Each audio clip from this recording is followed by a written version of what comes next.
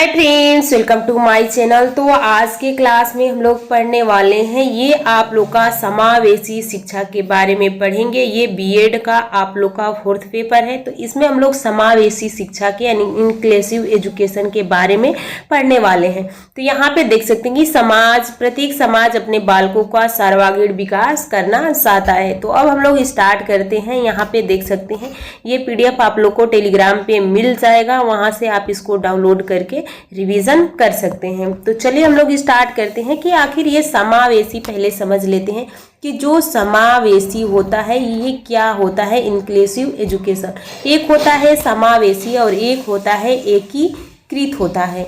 इन दोनों में क्या अंतर है, इसमें सबसे पहले कौन आया? तो समावेशी और एकीकृत में, जैसे कि समावेशी में सबसे पहले तो एकीकृत आया। एकीकृत में ये कहा गया कि ये एक क्लासरूम है, हर प्रकार के बच्चे इसी में बैठेंगे। बच्चा विकलांग हो, विद्वान हो, प्रभावशाली हो, किसी भी प्रकार का बालक हो, तो एक ही क्लास में बैठेगा, एक ही शिक्षक रहेंगे, एक ही छत के नीचे सारे बच्चे रहेंगे और सबको एक बराबर शिक्षा दी जाएगी। लेकिन यहाँ पे थोड़ा सा ये जब एकीकृत आया तो ये कहा गया कि सबको एक बराबर शिक्षा दी जाएगी, लेकिन इसमें कुछ कमियां रह गई जिसके कारण समावेशी लाना पड़ा। तो अब समावेशी में क्या था?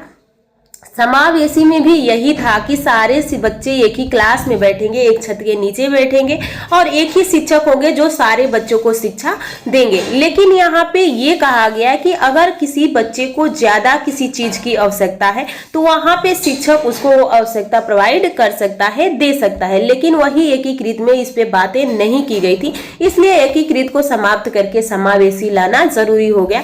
तो अगर बताइए, जिस बच्चे को दिखाई नहीं देता है, जिस बच्चे को सुनाई नहीं देता है और आप सभी बच्चों के साथ उसको भी बैठा दिए, अगर हो सके वो बच्चा पीछे बैठ गया है तो अब उसको ना तो दिखाई दे रहा है ना तो सुनाई दे रहा है, तो आप तो सारे बच्चे को एक साथ बैठा के पढ़ा रहे हैं, लेकिन उस टाइम उस बच्चे को तो समझ ही में नहीं आएगा। तो ये कहा गया कि उसको शिक्षक अपने अनुसार, जैसे जो बच्चा सुन नहीं सकता है उसको कोई डिवाइस दे दे, जो बच्चा देख नहीं पा रहा है उसको भी कोई डिवाइस दे दे या अगले ब्रेंच पे ला के बैठा दे, तो बच्चा उन बच्चों के साथ भी सीख पाएगा। अगर इस तरह से हुआ कि जो बच्चे कमजोर हैं पढ़ने में और जो बच्चे प्रभावशाली हैं, तो एक ही टॉपिक पढ़ाया गया, तो एक बार में पढ़ाने के बाद जो प्रभावशाली बच्चे थे उनको तो याद हो गया, लेकिन जो कमजोर बच्चे थे उनको भी याद ही नहीं हुआ, तो फिर शिक्षक ध्यान नहीं दे पाएंगे एकीकृत में। लेकिन समावेशी में ध्यान देना था कि जब बच्चे को नहीं समझ में आ रहा है तो उस बच्चे को भी प्रभावशाली बच्चे के साथ ही लेके चलना है, यानी सभी बच्चे को आपको साथ लेके चलना है। कुछ अलग से उन बच्चों के लिए व्यवस्था कीजिए जिससे कि वो बच्चे भी सीख सके। तो समावेशी का यही मतलब होता है कि जो सभी बच्चे होते हैं सबको एक ही क्लास में बैठाइए और सबको एक बराबर शिक्षा दीजिए। जिसको जिस चीज की ज्यादा आवश्यकता है तो आप उन बच्चे को प्रोवाइड करा दीजिए। तो यहाँ पे आप देख सकते हैं कि पृष्ठभूमि समावेशी शिक्षा की आवश्यकता क्यों पड़ी। तो यहाँ पे 18वीं सदी में विशिष्ट शिक्षा विकलांग बालकों को अलग शिक्षा थी। यहाँ का इसका दोष क्या था? तो सामान्य बालकों से अलग थलग समाज में भेदभाव बढ़ेगा। अगर ये बताइए आप बच्चे को, यहाँ पे दो बच्चे, यहाँ पे एक क्लासरूम है, यहाँ पे एक विकलांग बालक है और यहाँ पे एक प्रभावशाली बालक है, तो ये अपने आप को, जो प्रभावशाली बालक है, एक शिक्षक इसको शिक्षा दे रहे हैं तो ये तो बहुत जल्द सीख जाएगा, लेकिन ये जो विकलांग वाला बालक है ये अपने आपको खुद कोसता रहेगा कि हाँ कुछ हमारे में कमी है, तो उस टाइम भेदभाव ज्यादा बढ़ता जाएगा। तो वही कहा गया है यहाँ पे कि समाज में भेदभाव बढ़ेगा। आधुनिक समाधान क्या था? तो समावेशी शिक्षा ही थी।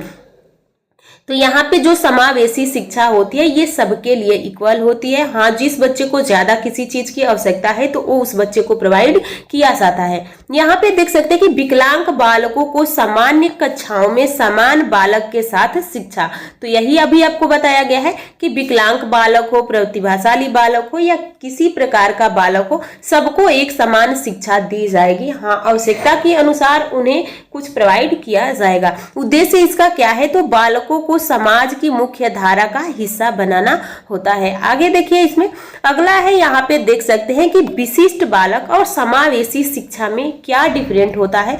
तो यहाँ पे आप देखेंगे कि विकलांग छात्रों को अलग शिक्षा दी जाती थी, जो कि विशिष्ट शिक्षा में होता था। समावेशी में विकलांग और सामान्य छात्रों को एक ही कक्षा में शिक्षा दी जाती है। छात्र सामान्य व्यवहार नहीं सीख पाते थे। जब इन बच्चों को ही बांट दिया जाता था तो फिर वो सामान्य व्यवहार नहीं सीख पाते थे, लेकिन यहाँ पे छात्र सामान्य व्यवहार करना सीखते थे, क्योंकि दोनों बच्चों क्या होते थे, एक साथ रहते थे तो अपने में घुल मिल जाते थे, तो इनका व्यवहार अपने में बदल जाता था। लेकिन यहाँ पे आगे देखिए, समाज में भेदभाव बढ़ता जाएगा।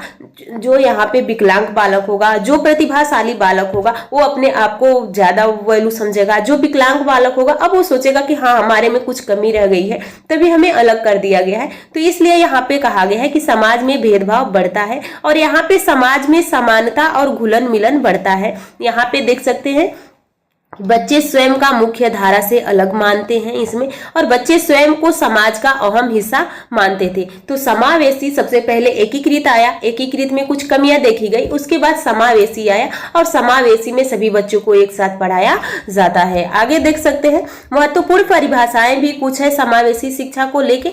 तो यहाँ पे देख सकते हैं स्टीफन तथा ब्लैक हर्ट के अनुसार क्या थी, तो शिक्षा की मुख्य धारा का अर्थ बाधित बालकों की सामान्य कक्षाओं में शिक्षण व्यवस्था करना है। यह समान अवसर मनोवैज्ञानिक सोच पर आधारित है, जो व्यक्तिगत योजना के द्वारा उपयुक्त सामाजिक मानकीकरण और अधिगम को बढ़ावा देता है। यहाँ पे देख सकते हैं कि एयरसेले के अनुसार समावेशी शिक्षा का कारण क्या था। तो ये आप देख सकते हैं कि ये छतरी है, ये समावेशी है, और इसी के नीचे सारे बच्चे जैसे योग्यता वाले, जाति, लिंग, प्रजाति, विकलांग, धर्म, सामाजिक स्तर, आर्थिक स्तर, यानी सारे बच्चे को क्या किया गया है, इसी के नीचे रखा गया है। तो समावेशी में बच्चा किसी भी प्रकार का हो, किसी भी जाति का हो, किसी भी धर्म का हो, उससे कोई मतलब नहीं रखना है, सभी बच्चे को एक साथ ही उसको पढ़ाना है। तो ये आप देख सकते हैं कि ये फिगर देख के आपको याद भी हो जाएगा कि एक छतरी के नीचे सभी बच्चों को पढ़ाया जा रहा है। आगे देखिए, यहाँ पे जो समावेशी शिक्षा की प्राकृतिक और एवं कुछ विशेषताएं थी। तो प्राकृतिक क्या थी, इस तरह से अगर आप अपने कॉपी में लिखते हैं तो एग्जामिनर आपको अच्छा नंबर देगा। यहाँ पे देख सकते हैं कि आप बीच में प्राकृतिक लिखिएगा। उसके बाद यहाँ पे प्रकृति क्या थी, समान अवसर, यानी सारे बच्चे को क्या किया जाता था, समान अवसर दिया जाता था। आधुनिक मनोवैज्ञानिक सुधारात्मक होता है, समान सुविधाएं दी जाती थी। यहाँ पे विशेष प्रशिक्षण दिया जाता, भाईचारे की भावना उत्पन्न की जाती थी, उसमें आत्मविश्वास होता था, जो दोनों बालक होते थे उनमें आत्मविश्वास होता था। सामूहिक प्रयास करते थे, जो विकलांग बालक है, जो प्रतिभाशाली बालक है, समूह में कार्य करते थे, और नैतिक मूल्यों का विकास होता था, और नामूहीनता थी, नामूहीन थी। यहाँ पे आगे देख सकते हैं कि महत्व एवं आवश्यकताएं क्या थी। तो यहाँ पे पहला है महत्व और आवश्यकताएं में देखिए, तो जो सामाजिक का व्यक्तित्व विकास था, भेदभाव रहित शिक्षा। पहला क्या था कि भेदभाव रहित शिक्षा था। भारतीय संविधान के अनुसार सभी छात्रों को बिना भेदभाव एक ही कक्षा में शिक्षा दी जाती है। सामाजिक बुराइयों का दूर करने का था। यहाँ पे अपंग लोगों को समाज पर बोझ मानने वाली रूढ़िवादी विचारधारा का अंत किया गया। सामाजिक विकास क्या था, तो विशिष्ट बालक सामान्य वातावरण में रहकर सामाजिक गुणों का विकास करते हैं। यहाँ पे देख सकते हैं कि समायोजन में सहायक, तो छात्रों में वास्तविक जीवन और व्यवसाय में सहयोगियों के साथ समायोजन सीखना था। यहाँ पे देख सकते हैं कि समायोजन में ये सामान्य बालक है और ये विशिष्ट बालक है, लेकिन दोनों क्या हो जा रहे हैं, अपने में समायोजन कर ले रहे हैं। तो समावेशी का ये लाभ था। आगे देखिए, सामाजिक और व्यक्तित्व विकास यहाँ पे हमने देख लिया। आगे है यहाँ पे आपका, इसमें जो समावेशी था, इसका जो महत्व क्या था, तो यहाँ पे हम लोग देखते हैं कि इसकी आवश्यकता क्यों पड़ी। तो यहाँ पे आप देख सकते हैं कि व्यवहारिक व राष्ट्र का लाभ था इसमें। यहाँ पे देखिए कम खर्चीला था, अलग से विशेष विद्यालय खोलने। यहाँ पे आप देख सकते हैं कि आपके सामने एक तराजू दिया गया है, जिसमें ये समावेशी विद्यालय है, कम खर्चीला है। वहीं पे विशिष्ट बालकों के लिए जब विद्यालय खोला जाता था तो अत्यधिक धन और विशेष प्रशिक्षण की आवश्यकता पड़ती थी। तो वही यहाँ पे कहा गया कि विद्यालय खोलने और शिक्षकों की व्यवस्था का खर्च बचता है। मुख्य धारा से जोड़ना, विशिष्ट बालकों में हीन भावना खत्म होती है। प्रजातंत्र की सफलता बिना भेदभाव के कुशल और योग्य नागरिकों का निर्माण होता है। राष्ट्रीय विकास, विकलांग बालक व्यावसायिक रूप से मजबूत बनकर देश के विकास में सहयोग देते हैं। आगे देखिए, इसमें यहाँ पे ये आप एक समरी है जो कि एक नज़र इसको भी आप लोग देख लीजिए। यहाँ पे देख समावेशी शिक्षा का मूल मंत्र क्या था, तो विशिष्ट बालक प्लस सामान्य बालक को एक ही कक्षा में बिना भेदभाव का सर्वांगीण व राष्ट्रीय विकास करना। यहाँ पे देखते क्या है, सबको एक साथ मुख्य धारा में लाना। क्यों जरूरी है, यह कम खर्चीली है और सामाजिक भेदभाव को मिटाती है। अंतिम लक्ष्य प्रजातंत्र की सफलता और छात्रों को समाज का अहम हिस्सा बनाना न कि बोझ समझना। ये देख सकते हैं कि ये समावेशी के बारे में हमने पढ़ा और ये पीडीएफ आपको मिल जाएगा। हमने तो उसको अच्छे से समझ लिया, अब आपके सामने ये पीडीएफ जाएगा तो आप इसको 1-2 बार और पढ़ लीजिएगा जिससे कि आपका कंसेप्ट बिल्कुल क्लियर हो जाए।